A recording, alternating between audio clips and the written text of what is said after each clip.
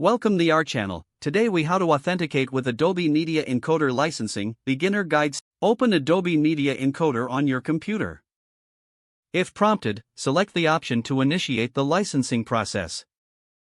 Once on the licensing screen, review the available authentication methods.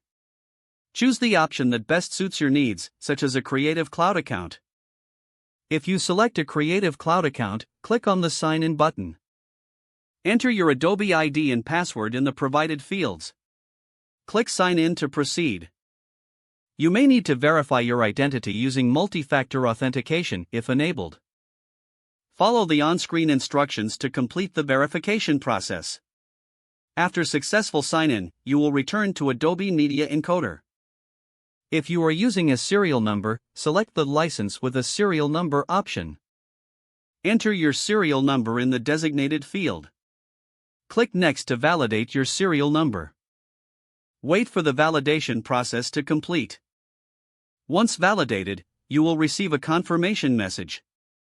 In some cases, you may need to restart the application to see the changes take effect. Ensure that you have a stable internet connection throughout this process.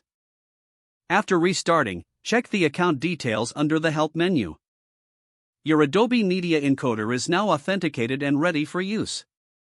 If the page does not load, refresh the browser or try again in a private or incognito window. Make sure you are using the correct email address, then retype it carefully to avoid small typos. If your password is not accepted, use the reset option and create a new strong password you can remember. Check your spam folder for verification or security emails, then complete any requested confirmation steps. Enable two-factor authentication if available to improve account security and reduce unauthorized access risk. After signing in, review your profile details so your contact information and settings are accurate and current. If you see an error message, note it down and try again after restarting your device and internet connection.